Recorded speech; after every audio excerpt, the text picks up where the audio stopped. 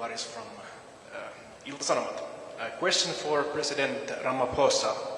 Mr. President, you have blamed NATO for the war in Ukraine and resisted calls to condemn Russia.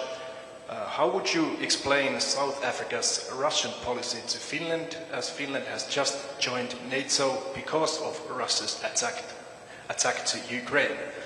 Why do you see problem in NATO and not in Putin?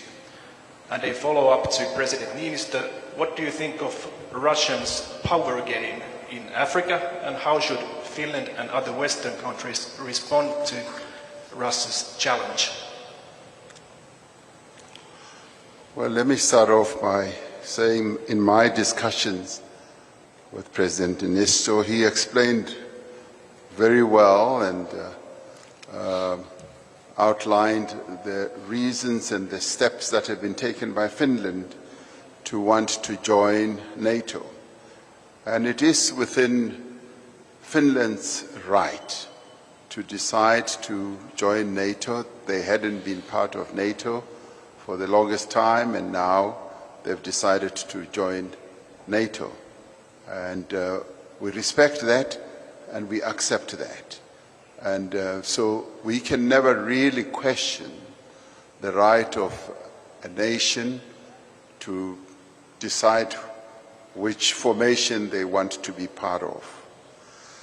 With regard to our own stance on this whole conflict, we've been very clear right from the beginning that conflicts of whatever nature are best resolved through negotiation. And I've often said that this was a lesson that we were well taught by the father of our democracy, Nelson Mandela, who from the time he was in prison insisted that conflicts, including what was deemed to be a most intractable conflict of apartheid, should best be resolved through negotiation. And he insisted that that should be the case, and he triumphed in that. Upon being released from prison, the negotiations then ensued, and they brought an end to the nightmare of apartheid. And that is the great lesson we've learned from the great Nelson Mandela, which we continue to propagate and say any conflict needs to be resolved in that way.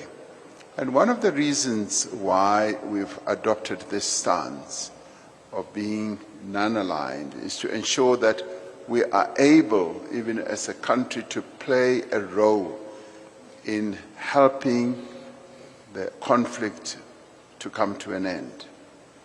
And I have, on a number of occasions, spoken to President Putin, and my message has always been clear. There needs to be a negotiation, and also when I've spoken to President Zelensky. Because we do believe that every conflict, even if it's a war, in the end has to come to an end, and the end has to be a negotiated conclusion.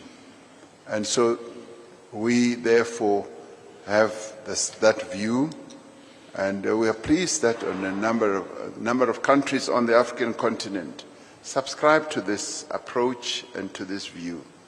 And that is why even today we support efforts that are being made by a number of countries to bring this conflict to a negotiated end. So that is the approach that we still hold on to.